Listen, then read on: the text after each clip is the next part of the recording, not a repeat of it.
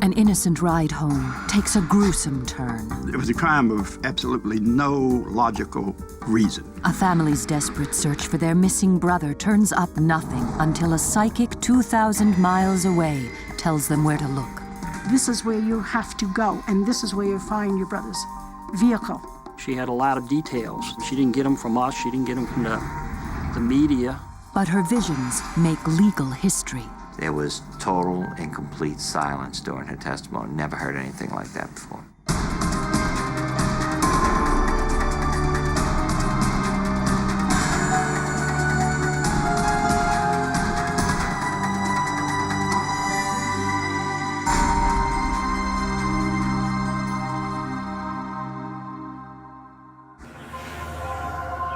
River Ridge, Louisiana, a small town on the banks of the Mississippi River, a suburb of New Orleans. Pretty much people in River Ridge know each other pretty well. It's just sort of a small slice of American pie type of community. You wouldn't expect a person, particularly a hardworking carpenter, to suddenly disappear. But in June of 1987, that's exactly what did happen. 27-year-old Andre Daigle vanished without a trace.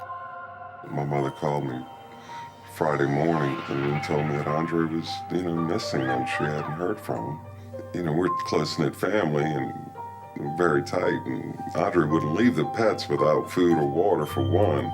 And the other thing is, generally somebody would hear from him on a daily basis. Andre's older brother Chris contacts the police immediately, but they're not convinced there's a problem and are slow to act. The fact that he was a 27-year-old grown man, the police were like, what makes you think he's missing? But the family believes something is very wrong and begin their own investigation, retracing his last steps. You sure you haven't seen this guy? The night he disappeared, he and Nick Shelley went to have dinner together, and then they went out to Metros to shoot some pool. Andre and his best friend Nick were playing pool for beers. Loser buys. Andre lost the first game, and at the bar he met a young woman who called herself Thelma. And they chit-chatted, just making small talk, just both being patrons in there. When I talked to Nick about it, he tells me that he felt that she seemed to kind of hide her face, so he really didn't get a good look at her. It was a bit odd, but, that's just something you don't think about. I mean, these are the things you think about later, after they played a few games and had a few drinks. They were getting ready to leave, and that's when Thelma asked Andre for a ride home. Andre agreed, and Nick Shelley went home separately in his own car. It's the last time he will ever see his best friend. 4 days pass and nothing.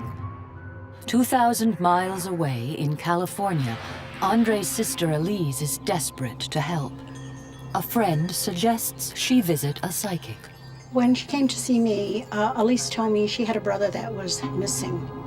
I just asked her if she brought a picture of her brother and a map with her, and she said yes.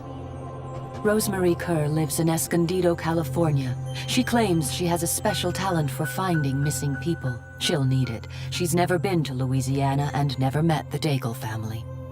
When I go to the picture, I don't need to look at it because the minute I put my fingers on it, I get vibrations. So my fingers, say it's like somebody reading Braille. I'm making my connection. Everybody else is out. The connection Rosemary makes is immediate and profound. As I'm touching the picture, I'm seeing all these things behind my eyes. I was telling Elise how I see her brother in his dark vehicle, and she denied this. She says, no, he drives the little white car. But I needed to go with the dark car because this is what Andre was showing me. Elise is not aware that her brother has recently bought a new vehicle, a black Ford pickup. When Elise said, oh no, he has got a white car, I thank God that I had myself programmed that I do not listen to anybody else but only what comes in, whether it's right or wrong. I cannot change that. Now Rosemary focuses on the map of Louisiana. And as I run my finger along the maps, my fingers tell me where to stop. It's a vibration in my fingers. And I stopped and I opened my eyes and I asked Elise, I says, Elise, do you know this place? Do you recognize this? Right in here. And she says, this is Slidell. She says, I know it. I says, if you know this place, you have to do it now, do it quick. This is where you have to go, and this is where you find your brother's vehicle and find out where he is. Slidell is 30 miles from the Daigle home in River Ridge. Chris and the family had just arrived back after a full day of searching.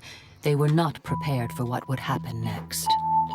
We were all in the kitchen with the maps laid out, trying to figure out, okay, where are we going to go tomorrow? What are we going to do?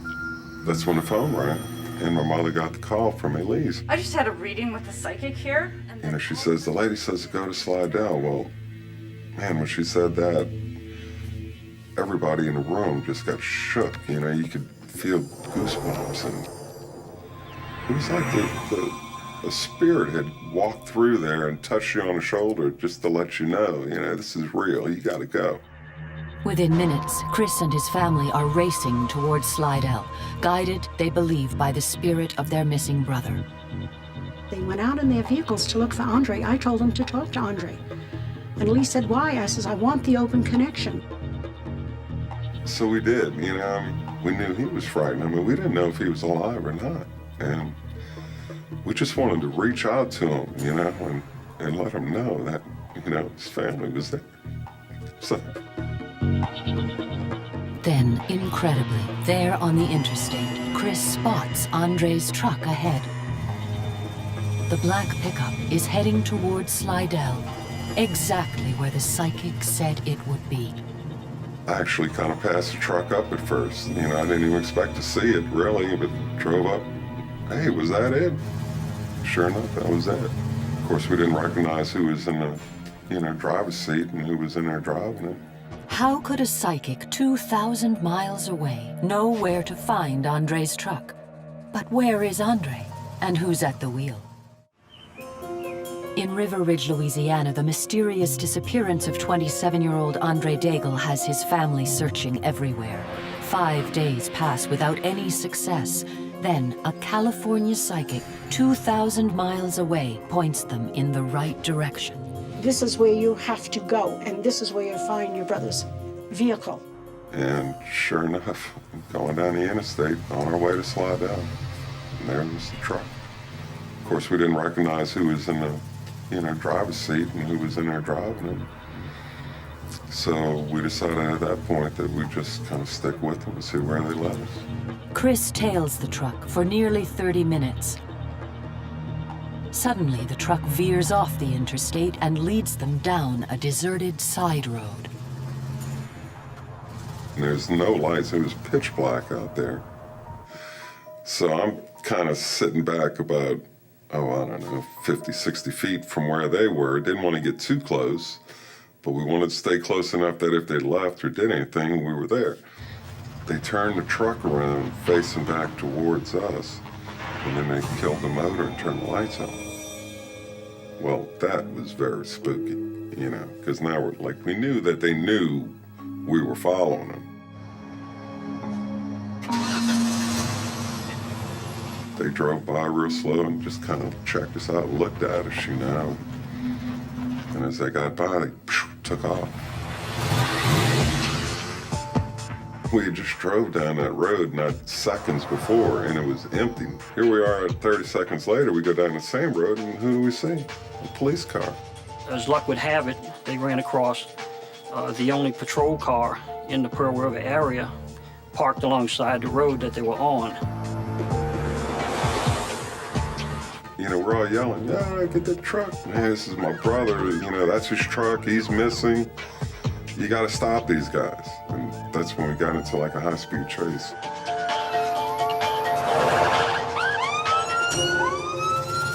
When police force the truck to pull over, they believe they're investigating a stolen vehicle.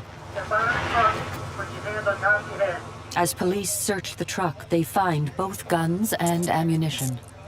We didn't care about them. We didn't care about the truck. We didn't care about anything. We just wanted to know where was Andre. So I kind of walked up a little bit closer and I asked him, I said, where's my brother? What'd you do with my brother? Where is he? Well, of course, they wouldn't answer. But where is Andre? 2,000 miles away in California, psychic Rosemary Kerr believes she knows the answer. When I felt myself holding my head and basically speaking louder and louder and louder because I could feel the pain, and I started yelling to Elise, "My head is killing me." And as I felt that, I went into, I want to say, a different mode, because I knew that I was looking for somebody that had already left the earth plane. But Rosemary withholds this piece of information. Elise did not ask if her brother was alive or dead. I am just the conductor of the words. I'm just a channel. But in order for it to be done the proper way, it has to go through the proper channels. It's for the authorities. And the authorities were working fast. They identified the two men as 24-year-old Charles Gervais of New Orleans and 21-year-old Michael Phillips of Kenner. The two are brought in on weapons and stolen vehicle charges.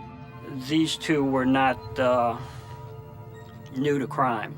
Captain James Gallagher of the Kenner Police Department is one of the officers in charge of the investigation. The chief and his officers began interviewing Charles Gervais and Michael Phillips as to how they came in possession of the truck. At first, Gervais isn't talking, but under questioning, his friend Michael Phillips eventually cracks. He describes a senseless, brutal murder, a murder committed, he says, by Gervais. Once Charles realized that Mike was talking to the authorities, he demanded to speak to him, wanted to get the record straight. They talked about how they had Andre brought back to their apartment with Thelma. At some point, they retrieve a claw hammer out of Andre's truck. Then they take turns beating him with his own claw hammer. The killer's motive was more extraordinary than even the police could have imagined. The question was asked, why would you kill Andre? What was the purpose behind it? And Gervais tells me this story about hearing about a prostitution ring somewhere in Texas. And him and Mike decide, well, we don't want to work for a living. We'll just go to Texas and we'll kill whoever's running this operation and we'll take it over and the women will work for us. So they decide, well, if we're going to do this, we have to know before we get involved that we can actually take a life. So they come up with the scheme of sending Thelma out to bars and to look for someone, anyone. Whoever she brings home, that person's going to die. And unfortunately, in this case, the person she brought home was Andre. Andre Daigle was simply in the wrong place at the wrong time, picked at random and killed as a dress rehearsal for a gangland hit, his body dumped in a swamp. Gervais showed no remorse. He wasn't sorry that he did anything. It didn't bother him, you know, that he had destroyed a family, you know, and taken away someone's son. Once police recover the body, both men are charged with first-degree murder and a warrant goes out for their accomplice, 21-year-old Thelma Horn of Kenner. Now police have to inform the family of their worst fear. Their youngest son, Andre, is dead. You know, I never dreamed he would be dead. You know, we needed to believe he was alive. We needed to believe that we could find him. We needed to believe that, you know, that we could help him. And so we really thought we were. You know, we thought we were going to find him alive. I thought we were, but it didn't work out that way. But at least we were able to find him and find the people who committed the crime. But this case is far from over. Even with a confession, both men could still plead not guilty in court. If the defendant doesn't take the stand and doesn't testify on his own behalf, you cannot use his statement against him. In Louisiana, a not guilty plea can lead to the death penalty. Gervais sees the writing on the wall, admits his guilt, and is sentenced to life in prison. But Thelma Horn and Michael Phillips roll the dice. They plead not guilty and opt for a trial. I think Michael was more concerned about consequences. He knew that we already pretty much had the whole story of what occurred, but he wanted to try and downplay his participation. Gallagher needs as much evidence as possible. When he learns from Chris that it was a psychic's vision that led them to Andre's truck and exposed their killers, he reluctantly gives her a call.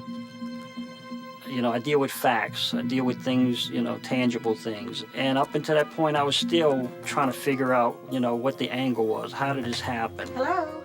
It was a phone call that would change a cop and make courtroom history. There was total and complete silence during her testimony. Never heard anything like that before. In Louisiana, the disappearance of a 27-year-old carpenter, Andre Daigle, has ended in murder. A California psychic has helped the Daigle family and police track down the killers. Now the police must work with a psychic to make sure the suspects are locked away forever.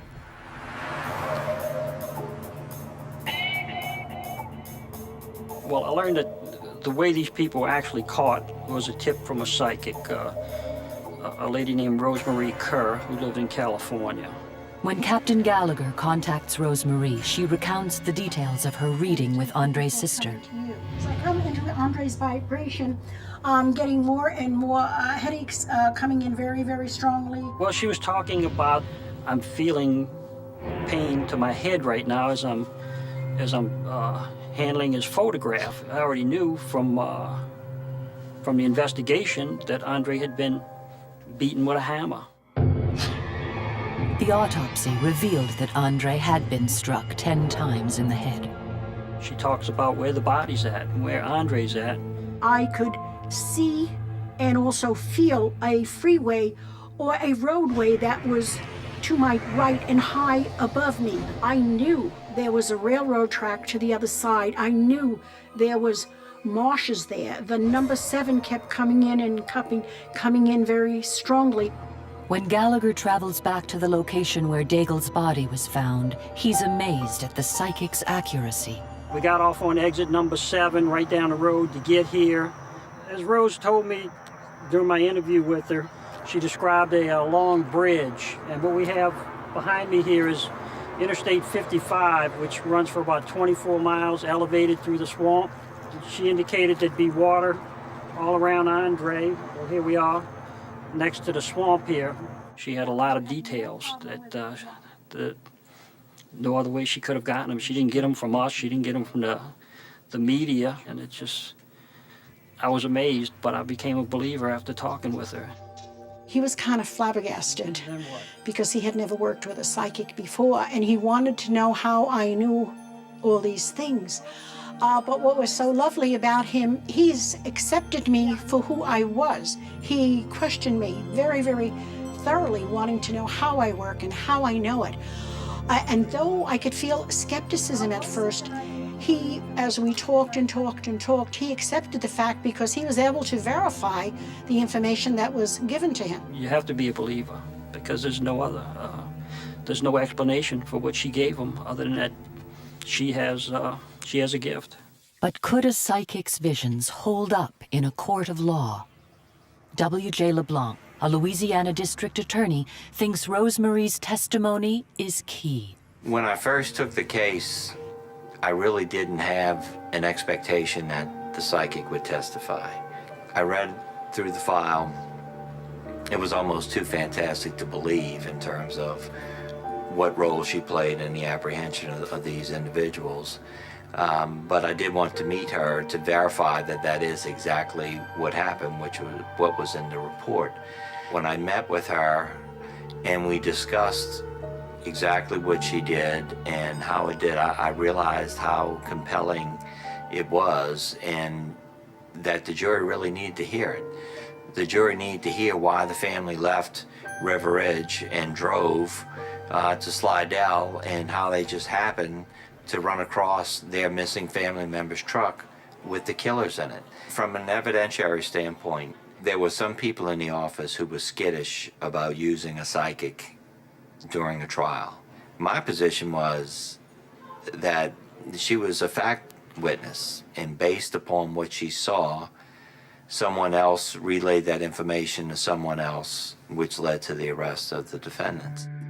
The brutal and bizarre murder of Andre Daigle makes front-page news, but what really grabs headlines is the psychic. This case, in many ways, was sort of a bellwether case in establishing psychic involvement as an important forensic tool in conducting investigations in cases that were very difficult.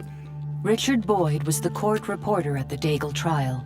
In my 10 years of covering courts, it was the most amazing, astounding chain of circumstances that I ever ran across. It would be the first time in U.S. legal history that a psychic would take the stand and describe how her visions helped to solve a murder. I had never been on a witness stand, and I would be the first in doing this work as a psychic, testifying, but I didn't feel any qualms, no pressures or anything. It felt like it was the normal thing to do. February 2nd, 1988, 1 year after the murder, the state presents its case to a packed courtroom. W.J. LeBlanc, the DA, outlines for the jury the gruesome details of Andre Daigle's last hours. On the night of June 9th, 1987, Andre Daigle was playing pool with his best friend, Nick Shelley. At the bar, he meets a young woman, Thelma Horn. She later asks for a lift home. Inside the apartment, Charles Gervais and Michael Phillips ambush Andre, attacking him with a hammer taken from a toolbox in his truck.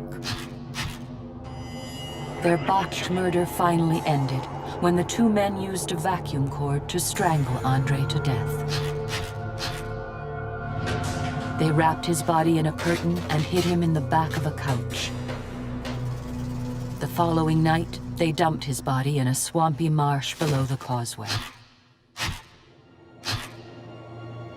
The evidence against the two men is compelling.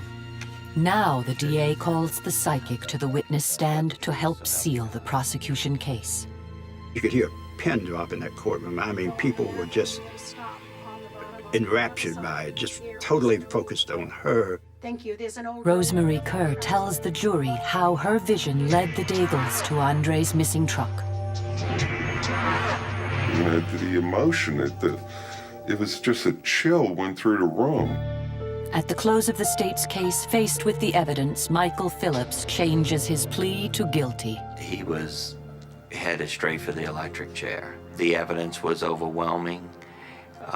The jury was hanging on every word of every witness, from Rosemary to Chris Daigle to Nick Shelley. Even someone as slow as Michael Phillips, I think, could sense that this was heading to the direction where he was not going to like.